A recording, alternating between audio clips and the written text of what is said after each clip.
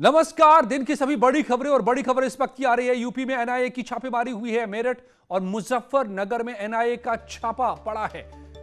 खालिस्तानी आतंकियों की तलाश में छापामारी हुई है।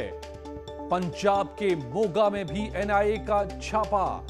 दोनों राज्यों में 9 जगहों पर छापेमारी हुई है। धमकी और उगाही के मामले में एनआईए की यह छापेमारी हुई है। तो क्या एक बार फिर से खालिस्तानी आतंकी सक्रिय हैं दोनों राज्यों में? शंकर आनंद हमारे संवाददाता मेरे साथ जुड़ गए हैं। शंकर, क्या जानकारी मिल रही है? देखिए, जिस तरह से मामला सामने आया है, ये खालिस्तानी आतंकियों से जुड़ा मामला है और खालिस्तानियों को किस तरह से आगे बढ़ाया जा रहा है और किस तरह से उसको फंड की जा रही है। फंडिंग जो है जिस तरह से बकायदा आई थी, तो इसी मामले की गंभीरता को देखते हुए केंद्रीय जांच एजेंसी एनआईए ने इस मामले पर कई स्थानों पर छापेमारी करी और खासतौर पर अगर 9 लोकेशन की अगर बात करें, जिसमें कि उत्तर प्रदेश और पंजाब के ये लोकेशन हैं और इस मामले में आज सुबह से ही बकायदा जो कार्रवाई है वो प्रारंभ हुई, जो लगातार चल रही है, जिसमें कि मेहना, मोगा, पंजाब जो है इस इलाके में कुछ ऐसे लोगों के खिलाफ छापेमारी की गई जब पता चला कि पिछले काफी समय से उसकी जो भूमिका है वो काफी संदिग्ध है। उसके गतिविधियां जो संदिग्ध गतिविधियों में जिस तरह से शामिल होने की जानकारी मिली थी, उसके बाद एनआईए ने आज छापेमारी की है। और बिल्कुल शंकर, तो यूपी के मेरठ और मुजफ्फरनगर सहित 9 ठिकानों पर छापेमारी, यानी बड़े पैमाने पर जाल इन्होंने फैला रखे हैं खालिस्तानी आतंकियों ने।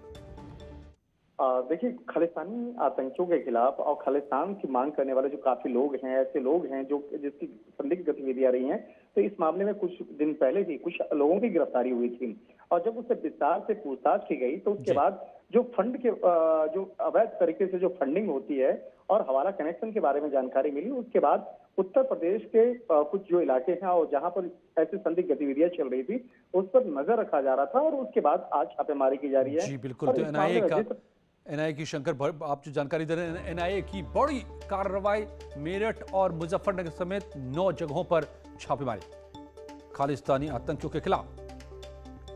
और इधर एनआईए दरभंगा ब्लास्ट की जांच भी कर रही है और इस कड़ी में हैदराबाद से 2 संदिग्ध गिरफ्तार हुए हैं जो शामली के रहने वाले हैं। ऐसे में अब एनआईए शामली में बड़ी कार्रवाई करने की तैयारी में है। कई लोग एनआईए के रडार पर हैं। खुलासा यह हुआ है कि शामली के रहने वाले सलीम को दरभंगा ट्रेन ब्लास्ट के लिए पाकिस्तान से हवाला के जरिए 1,60,000 मिले थे और इसी ने हैदराबाद से गिरफ्तार इमरान और नासिर को रिक्रूट किया था। आरोपी सलीम कई बार पाकिस्तान जा चुका है। उधर एनआईए को इमरान और नासिर की ट्रांजिट रिमांड मिल गई और टीम दोनों को पेशी के लिए दिल्ली लेकर आ रही है। सूत्रों के हवाले से यह भी खबर है कि दोनों की पेशी पटना कोर्ट में हो सकती है।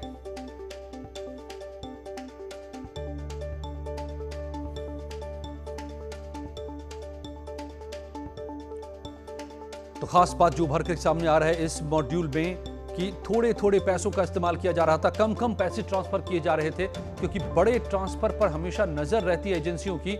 मगर यहां दिखाई दे रहा है कि शुरू से लेकर अब तक इस पूरे गैंग में कि कम कम पैसे, चाहे वो धर्मांतरण से जुड़ा गिरोह हो या ये गिरोह।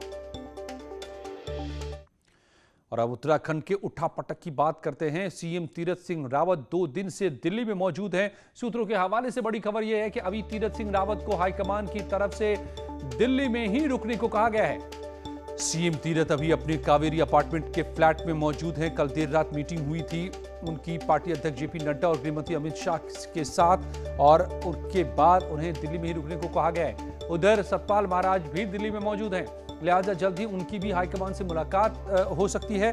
कल दोपहर में सीएम दिल्ली पहुंच गए थे। 12 घंटे के इंतजार के बाद सीएम को जेपी नड्डा की तरफ से बुलावा आया और रात को 12 बजे दोनों के बीच मुलाकात हुई। मगर उसके बाद भी दिल्ली में ही अभी भी जमे हुए हैं सीएम तीरथ सिंह रावत, क्योंकि सूत्र बताते हैं कि उनको रुकने को कहा गया है। और इसी के साथ खड़े होते हैं कई सवाल कि आखिर क्यों।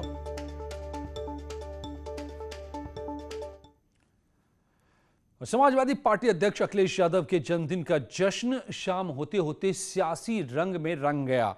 राजधानी लखनऊ में 5 कालिदास मार्ग के पास एक होर्डिंग ने सबका ध्यान अपनी तरफ खींचा। होर्डिंग में लिखा गया है कि कृष्णा कृष्णा हरे हरे अखिलेश भैया घरे घरे। होर्डिंग में संरक्षक मुलायम सिंह यादव का भी फोटो लगा हुआ है। इस होर्डिंग के जरिए समाजवादी पार्टी 2022 में जीत का दम भरने की कोशिश में नजर आ रही है। लेकिन कृष्णा कृष्णा हरे हरे अखिलेश भैया घरे घरे, ये अपने आप में बहुत कुछ कहता है। और आज जन्मदिन के मौके पर समाजवादी पार्टी अध्यक्ष अखिलेश यादव ने विधानसभा चुनाव के लिए अपने पत्ते खोल दिए। अखिलेश यादव ने एक बार फिर 2022 में छोटे दलों के साथ गठबंधन की बात दोहराई है। कहा है कि उनकी पार्टी ज्यादा से ज्यादा छोटे दलों को साथ लेकर चुनावी मैदान में उतरेगी। पार्टी की कोशिश रहेगी कि ज्यादा से ज्यादा दलों को साथ लें, छोटे दलों से सभी से गठबंधन होगा। दरअसल कांग्रेस से लेकर बीएसपी तक से समझौता कर लिया, फायदा हुआ नहीं 2017-2019 में, तो अब छोटे दलों पर नजर है समाजवादी पार्टी की। और अखिलेश यादव के आज जन्मदिन के मौके पर न्यूज 18 संवाददाता अलाउद्दीन ने खास बात की। अखिलेश यादव हैं, हजारों की संख्या में लोगों ने बधाई दी है। सर, एक सवाल है, नए साल में क्या हम लोग किस तरह का परिवर्तन देखेंगे 2022 में? 2022 में उत्तर प्रदेश में जनता सरकार बनाने जा रही है। और सर एक सवाल और कि केशव मौर्य कह रहे हैं कि चुनाव के बाद मुख्यमंत्री के नाम का ऐलान, स्वामी प्रसाद मौर्य भी उसी तरह का सवाल कर रहे हैं, केंद्रीय नेतृत्व भी पूरी तरह से इस पूरे मामले पर चुप है। क्या आपको लगता है कि उत्तर प्रदेश में जिस तरह से 2017 का जो इलेक्शन था, कई सारे मुख्यमंत्री को अप्रोच में लाया गया था, दिखाया गया था, फिर आखिर में दूसरी चीज़ें हो गई, अब क्या लगता है कि इन दो नेताओं ने जिस तरह से रुख अपनाया है, इसको लेकर के क्या आपका रुख रहेगा? भारतीय जनता पार्टी के अंदर की रणनीति क्या है, लेकिन ये जो दूसरों के घरों में झगड़ा कराते हैं, आज इनके घरों में झगड़ा हो गया है। और ये क्योंकि उत्तर प्रदेश की जनता को फेस नहीं कर सकते हैं, इस पूछ करके झगड़ा दिखा रहे हैं। अंदर इनकी दोस्ती है, एक दूसरे के साथ हैं, केवल मुद्दे पर बहस ना हो जाए इसलिए झगड़ा दिखा रहे हैं। इसीलिए लगातार समीक्षाएं हो रही हैं, कभी दिल्ली में समीक्षा हो रही है, कभी लखनऊ में समीक्षा हो रही है। आखिरकार इस बात की समीक्षा कब होगी जो वादे जनता को किए थे भारतीय जनता पार्टी ने, और तब जब दिल्ली में भी उनकी सरकार है, उत्तर प्रदेश में भी उनकी सरकार है, कम से कम इन्हें बताना चाहिए कि किसानों की आय कब दोगुनी हो जाएगी, जो नौजवान हैं उन्हें नौकरी रोजगार कब मिल जाएगा, जो कोविड के बाद अर्थव्यवस्था बिगड़ी है, जिस तरीके से अर्थव्यवस्था नीचे जा रही है, कम से कम अर्थव्यवस्था कैसे सुधरेगी, जो इन्वेस्टमेंट के वादे किए थे, जो आयोजन हुए थे, वो इन्वेस्टमेंट कब आएगा, माँ गंगा की सफाई कब हो जाएगी, हमारे किसान जो अभी भी इंतज़ार कर रहे हैं कि सस्ती बिजली हो, उन्हें कब मिल जाएगी, और जो अस्पताल थे, ये समाजवादी पार्टी और समाजवादी सरकार की देन है कि इतने अच्छे अस्पताल बने थे जिसकी वजह से इलाज हो पाया कोविड के समय पर। पश्चिम बंगाल का चुनाव भी बड़े ख्याल से आपने देखा, चुनाव के जो सिनेरियो रहा उसको भी देखा, एक बड़े इंफ्रास्ट्रक्चर से आपकी लड़ाई है, उसमें IT सेल से लेकर तमाम लोग शामिल हैं। आपका क्या रुख होगा और क्या रोड मैप रहेगा इलेक्शन को लेकर? भारतीय जनता पार्टी उत्तर प्रदेश की जनता से ज़्यादा बड़ी पार्टी नहीं है। उत्तर प्रदेश की जनता ने दुख दर्द तकलीफ झेली है कोविड के समय पर। कोई परिवार ऐसा नहीं है जिसके परिवार के जानने या परिचित की जान न गई हो, और जो इंतज़ाम करने थे सरकार असफल रही। नौकरी के सवाल पर इन पर सवाल खड़े, इसलिए जनता इन्हें हटाना चाहती है। बहुत शुक्रिया आपका। ये थे मेरे साथ समाजवादी पार्टी के राष्ट्रीय अध्यक्ष अखिलेश यादव, जिन्होंने साफ तौर से कहा है कि उत्तर प्रदेश की जनता से बड़ा कोई नहीं है। 2022 का जो इलेक्शन है, बिला शक शुबा उनके सामने चैलेंजेस हैं, लेकिन 2022 का चुनाव वो जरूर जीतेंगे। कैमरा पर्सन गोपी गिरी के साथ Alauddin, news 18 Lucknow. Digital India कार्यक्रम के 6 साल पूरे हो गए हैं। इस मौके पर पीएम मोदी ने डिजिटल इंडिया की उपलब्धियां बताई। डिजिटल योजनाओं के लाभार्थियों से भी प्रधानमंत्री ने संवाद किया। डिजिटल इंडिया कार्यक्रम के 6 साल पूरे होने पर पीएम मोदी ने कई योजनाओं के लाभार्थियों से संवाद किया। पीएम मोदी के साथ डिजिटल इंडिया को लेकर लाभार्थियों ने भी अपने अनुभव साझा किए। बता दें कि प्रधानमंत्री मोदी ने 1 जुलाई 2015 को डिजिटल इंडिया कार्यक्रम को लॉन्च किया था। पीएम ने इस दौरान कहा कि कोरोना काल में भारत ने आरोग्य सेतु और कोविन ऐप जैसे डिजिटल सॉल्यूशन तैयार किए, जिसकी चर्चा दुनिया भर में हो रही है। इस कोरोना काल में जो डिजिटल सॉल्यूशन भारत ने तैयार किए हैं, वो आज पूरी दुनिया में चर्चा का भी विषय है और आकर्षण का भी विषय है। दुनिया के सबसे बड़े डिजिटल कॉन्टैक्ट ट्रेसिंग ऐप में से एक आरोग्य सेतु का कोरोना संक्रमण को रोकने में बहुत मदद मिली है। पीएम मोदी ने कहा कि इन ऐप के जरिए कोरोना संक्रमण को रोकने में काफी मदद मिली है। आज का दिन भारत के सामर्थ्य, भारत के संकल्प और भविष्य की असीम संभावनाओं को समर्पित है। अयोध्या राम मंदिर निर्माण के लिए खरीदी गई जमीन के कथित घोटाले पर कामेश्वर चौपाल के ट्रस्टी स्वामी गोविंद देव गिरी ने ट्रस्ट को क्लीन चिट दे दिया है। उन्होंने कहा है कि लोगों के मन में राम की भक्ति का भाव होता और मंदिर बनाने के लिए सद्भावनाएं होती तो इनका कर्तव्य था कि आकर हमसे मिलते, पूछते और खुद कागज देखते, और समाधान नहीं होता तो उसके बाद मीडिया में जाकर इन बातों को प्रसारित करते। किसी भी प्रकार से आप अपने मन के मन में भ्रम निर्माण मत होने दीजिएगा। इन लोगों के अंतःकरण में यदि राम जी की भक्ति का कुछ भी भाव होता और मंदिर बनने के लिए इनकी सद्भावनाएं होती तो इन लोगों का कर्तव्य था, इन लोगों का शिष्टाचार था कि वे आकर के हमसे मिलते, हमें कहते, हमें पूछते, आकर के स्वयं कागज देखते और अपना यदि समाधान नहीं होता है तो उसके पश्चात कहीं मीडिया में जाकर के और लोगों के सामने ला करके इन बातों को प्रचारित करते, तब हमें भी आपत्ति नहीं होती। लेकिन इस प्रकार का कोई शिष्टाचार, कोई साधारण भी नैतिक आचार पालन न करते हुए एकदम से धड़ल्ले से इस प्रकार का अपप्रचार करना यह दिखाता है कि इन लोगों के अंतःकरण में कुछ राजनीतिक भावनाएं हैं, इन लोगों के मन में कुछ राम मंदिर के विरोध में कुछ तो भी होता जाए, इस प्रकार की भावनाएं हैं। और यूपी के नए डीजीपी मुकुल गोयल कल चार्ज ले लेंगे। दोपहर 12:30 बजे पदभार ग्रहण करेंगे। डीजीपी मुकुल गोयल बीएसएफ से रिलीव हो चुके हैं। उनके पैतृक गांव में खुशी का माहौल है, लोग एक दूसरे को मिठाइयां बांट रहे हैं। मुकुल गोयल की मां ने भी अपने बेटे को पुलिस में सबसे बड़ा पद मिलने पर खुशी जाहिर की है। उन्होंने कहा कि मुकुल गोयल पहले से ही मेहनती रहे हैं और उनकी मेहनत रंग लाई है। भगवान की कृपा है, भगवान की कृपा के बिना कुछ होता नहीं है और बाकी फिर उसकी मेहनत है, शुरू से देश की सेवा कर रहा है। अच्छा, शुरू से कितने मेहनती हैं मुकुल जी? वो शुरू से ही मेहनती है। जैसे एक कहावत है ना कि ऊँट के पैर पानी में दिख जाते हैं, तो बचपन से ही जब से संभाली तब से मेहनती है, तब से सीरियस है और अपना काम सीने से करता है। हम सबका आशीर्वाद इसके साथ हमेशा बना। आज नेशनल डॉक्टर्स डे के मौके पर पूरे देश ने डॉक्टर्स का धन्यवाद किया। इसके साथ ही पीएम मोदी ने संवाद कर डॉक्टर्स को भगवान का दूसरा रूप बताया। डॉक्टर्स डे पर डॉक्टर्स कम्युनिटी को संबोधित करते हुए पीएम मोदी ने कहा कि हमारा देश कोरोना से भी जीतेगा और विकास के नए आयाम को भी छुएगा। पीएम मोदी ने कोरोना काल में लोगों की जान बचाने वाले डॉक्टर्स का आभार जताया। साथ ही आईएमए से योग को मिशन मोड में बढ़ाने की अपील की।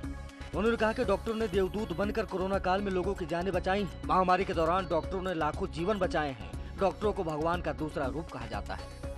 हमारे डॉक्टर्स ने जिस तरह देशवासियों की सेवा की है वो अपने आप में एक मिसाल है। मैं 130 करोड़ देशवासियों की ओर से देश के सभी डॉक्टर्स को धन्यवाद देता हूं, आभार प्रकट करता हूं। पीएम मोदी ने कहा कि इस साल हेल्थ सेक्टर के लिए बजट का एलोकेशन दोगुने से भी ज्यादा यानी 2 लाख करोड़ रुपए से भी अधिक का किया गया है। अब हम ऐसे क्षेत्रों में हेल्थ इंफ्रास्ट्रक्चर को मजबूत करने के लिए 50,000 करोड़ रुपए की एक क्रेडिट गारंटी स्कीम लेकर आए हैं, जहां स्वास्थ्य सुविधाओं की कमी है। वैक्सीनेशन को लेकर स्वास्थ्य मंत्री ने विपक्ष पर हमला बोला है। डॉक्टर हर्षवर्धन ने ट्वीट किया है कि वैक्सीनेशन के सबसे बड़े अभियान को लेकर कई नेता गैर जिम्मेदाराना बयान दे रहे हैं। कुछ तथ्य ऐसे हैं जो इन नेताओं के इरादों को दिखाते हैं। केंद्र की ओर से 75% टीके मुफ्त मुहैया कराने के बाद अब जाकर टीकाकरण की रफ्तार तेज हुई है। जून में 11.5 करोड़ डोजेस दी गई। जुलाई में वैक्सीन की सप्लाई के लिए राज्यों को पहले ही जानकारी दे दी गई थी। 12 करोड़ डोज मुहैया कराई जाएगी। बयानबाजी कर रहे नेताओं से अपील है कि महामारी के बीच बेशर्मी से राजनीति न करें।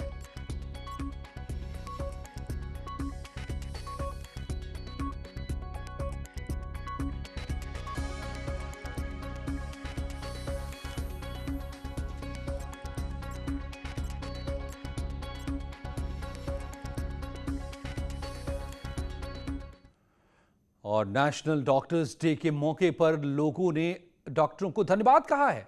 आइए देखते हैं। नमस्कार, आज मैं उन्हीं लोगों का वर्णन करना चाहता हूं जो दिन रात हमें किसी महामारी से बचाते हैं। वो है डॉक्टर लोग। जो डॉक्टर जो है हमें दिन रात हमें जैसे जवानों की तरह हमें जैसे कोरोना पर युद्ध करते हैं। डॉक्टरों को सलाम, डॉक्टरों को सलाम। इस पैंडेमिक में डॉक्टर जो इनिशिएटिव लिए है, बिना अपनी जान की परवाह करते हुए फ्रंट लाइन पर आकर इतने लोग की जान बचाई, वो काफ़ी अप्रिशिएबल है। So thank you doctors, happy doctors day.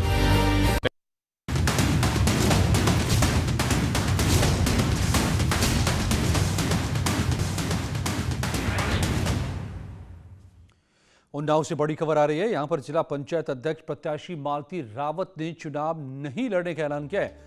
मालती रावत ने समाजवादी पार्टी की प्राथमिक सदस्यता से भी इस्तीफा दे दिया है। समाजवादी पार्टी ने कल ही मालती रावत को पार्टी से निकाला है और आज उन्होंने ऐलान कर दिया कि वो पंचायत अध्यक्ष का प्रत्याशी नहीं रहेंगी, चुनाव नहीं लड़ेंगी।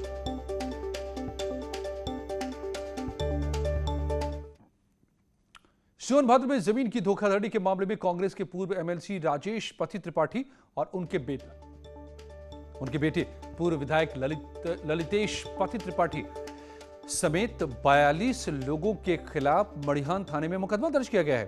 कांग्रेस नेताओं पर गोपालपुर में 9,000 बीघा सोसाइटी की जमीन की धोखाधड़ी का आरोप है। सोनभद्र में उम्भा घटनाकांड के बाद जमीन मामले में हुए खेल को उजागर करने के लिए योगी सरकार ने एसआईटी बनाई थी। इस एसआईटी में गोपालपुर सोसाइटी समेत मड़िहान क्षेत्र की 4 सोसाइटी की जमीन की जांच की थी। एसआईटी की जांच में ही जमीन में गड़बड़ी उजागर हुई है, जिसके बाद केस दर्ज करने के निर्देश दिए गए हैं। 17 जुलाई 2019 को सोनभद्र में जमीन के विवाद में 11 लोगों की गोली मारकर हत्या कर दी गई थी। इसी के बाद मुख्यमंत्री ने जमीन से जुड़े विवाद खत्म करने के लिए हर पहलू की बारीकी से जांच कराने के आदेश दिए थे। बीजेपी ने इस पूरे मामले को लेकर कांग्रेस पर पलटवार किया है। सोनभद्र में हुए उम्भा कांड के बाद प्रदेश के मुख्यमंत्री योगी आदित्यनाथ जी ने सभी कृषि सहकारी समितियों की जांच के आदेश दिए थे। उस जांच में गोपालपुर सहकारी समिति मिर्जापुर में घोटाले सामने आए हैं। कांग्रेस के पूर्व विधायक, पूर्व एमएलसी लोकेश पति, राजेश पति और उनके परिवार के नाम एफआईआर दर्ज हुई है। घोटाला सैकड़ों एकड़ भूमि का हुआ है। अर्थात अगर घोटाले और भ्रष्टाचार की बात हो और कांग्रेस का नाम न आए, ये संभव नहीं है।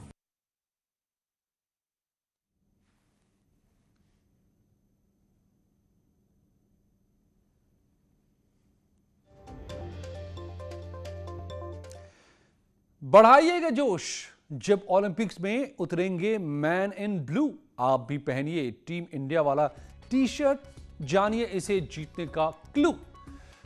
बस स्क्रीन पर दिख रहे क्यूआर कोड को स्कैन करें और क्विज में हिस्सा लें। जुड़िए न्यूज 18 के साथ और रोज खेलिए ये क्विज और जीतिए टीम इंडिया का टी शर्ट।